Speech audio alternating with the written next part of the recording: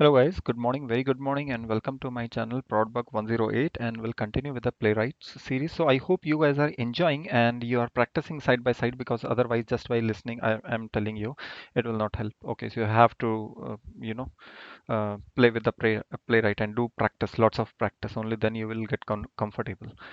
Okay, guys, so this is the series from beginner to advanced. We are going to see lots of topic, lots of topic. Okay, this is one of the list, and now I have created one more list.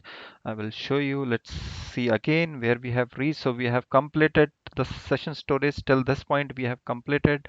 Now we are going to check in this particular parallel, retry, and all these things. The some bit of advanced topics. And once this will be completed, we are going to cover the API automation. We can do API automation and the page object model framework. We are going to create a framework as well. Okay, and lots of things. Okay, so let's bear with me and let's go back to our code. Okay, so parallel running. Okay, so you remember in Selenium we used to do lots of things to run the test cases in parallel. Right? We have to do lots of things. Okay, in Playwright, it's very simple. You don't have to do anything. Simply go in the config, this playwright.config.js. Okay, this has been automatically created by the this Playwright.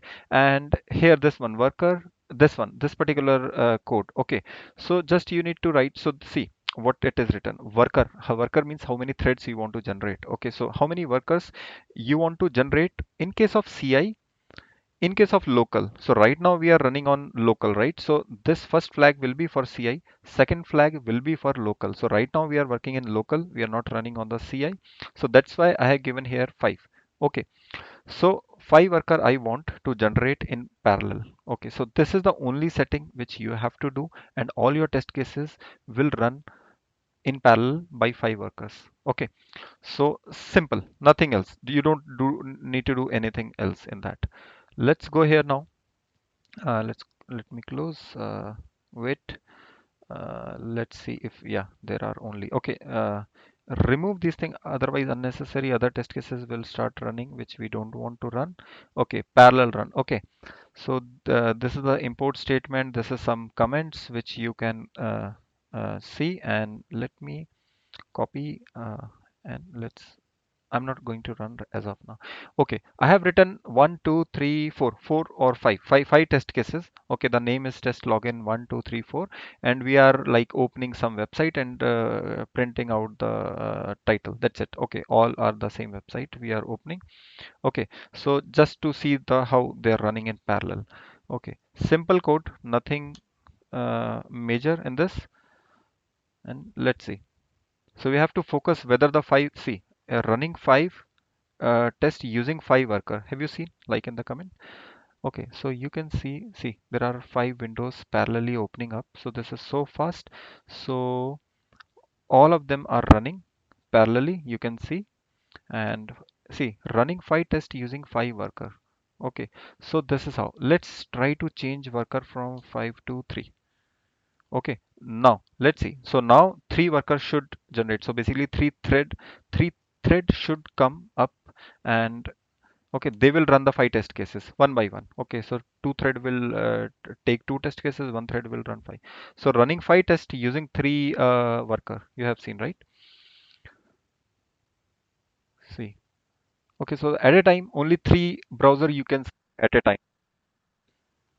Okay, so all are successfully run, and you can see running 5 tests using 3 worker. Okay, so basically this is the way you can control your parallel running. You can change this value, and accordingly it will run. Okay, so now let's come to the second topic of the day, is like serial. Let's say you have some test. Okay, so before that, let me show you one thing. See, if you see the parallel run, login 2 is running 2, 3, 4, 5, 1. So they are in random order. 2, 3, 4, 5, 1. Okay, this is 1, 3, 2, 4, 5. You can see. So basically the thing is, if you are running your test cases in parallel, there is no guarantee of the sequence, and we don't need as well, right? But there are some chances, there are some awkward chances when you want to make sure that your test cases run in sequence. Okay, maybe you have some test dependency or something like that, which is not a very good ideal practice, but yes, I know that there are some cases. At least you should know how you can achieve that. For that, there is a code which you can do test.describe.configure mode serial. That's it. Okay. On top of the class, you just need to write this particular. Okay, if you write parallel, this will also work. This is also run in parallel, but there is no need because we are already running the test cases in parallel from this. Okay, so this command will be of no use, but this is of use to us because we can run them in serial if we want. So I have written this on top of the class, and after that there are five test cases again. So now let's see the magic. We have already seen that right now the test cases are running in random order, like we have just seen, like login 2, 3, 4, 5. Okay, now, and one more thing we can do. Okay, so now this will be overridden even though we have mentioned here like they should run in parallel with the three worker, but we have also mentioned like here it should run in serial. Okay, so this should override that particular property. Okay, let's see. You can see one worker here, right? So see, only one window will appear. Look, one is closing, another one is opening. Look, you can see third, fourth, and the fifth. Okay, and so basically we have overridden what we have given here. It will be overridden by this particular code.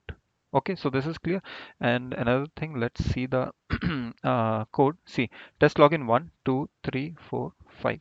So basically they have run in sequence. Okay, so in case you want, in some weird cases, you want to run your test cases in sequence. So here is the answer, right?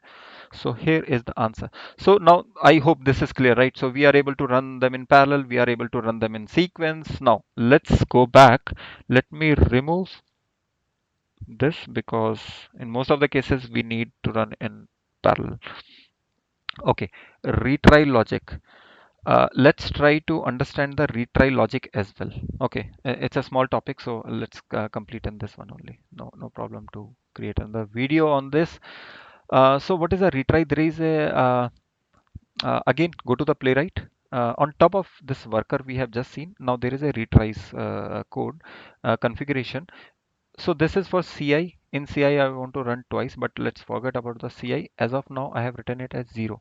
Okay, so I don't want to retry my test cases in case they fail. Okay, so okay, let's see. Let me show you this. And here you can see the test basic. This is our first test cases. Okay, let me write it as 1 and let me write it as a 2. Okay, this is, we are opening the website and we are just verifying the printing the title. That's it. Okay, in the second case we are opening title and we are throwing some random error. I want that some error should come in the test case. Okay, that's why I have written throw some message. Okay, again let me write 2. So this is coming from the second test cases. Okay, let's copy and run this particular command.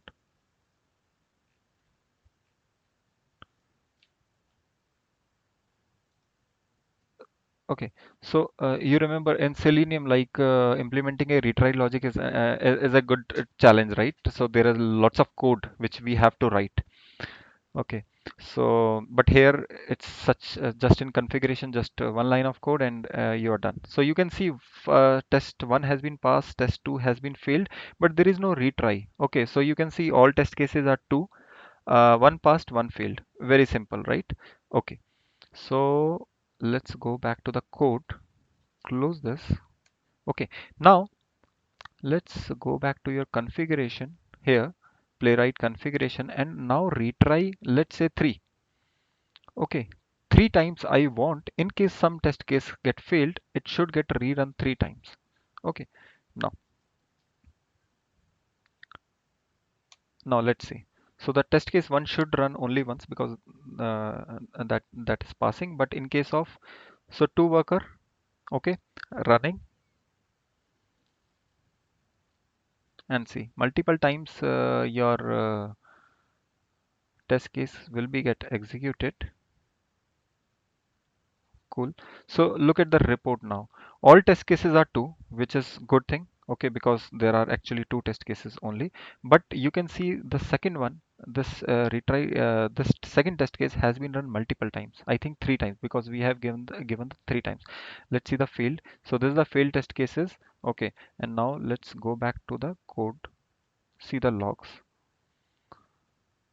See here you can see retry 3, retry 2, and retry 1. Okay, so and this is the first failure. So here the test case get failed, and after that retry 1, retry 2, and retry 3. So three times. So basically this test case is run four times because one is the normal run and rest three times extra. Okay, so you can see how successfully this is working.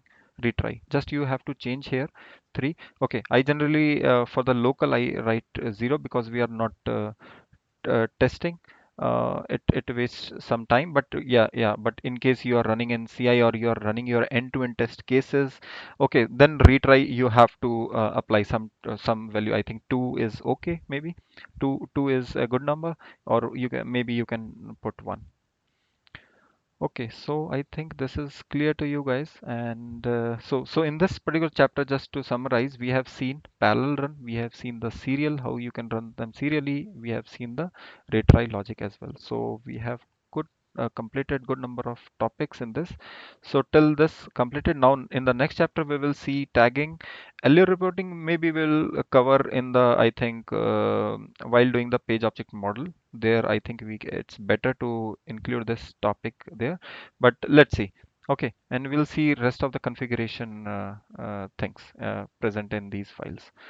Okay guys, so I hope you like this particular session and just try to play with them. Only then you will get comfortable. Okay, then till the time, see you. Have a good day. Bye bye. Keep smiling and keep practicing and just keep sharing your knowledge.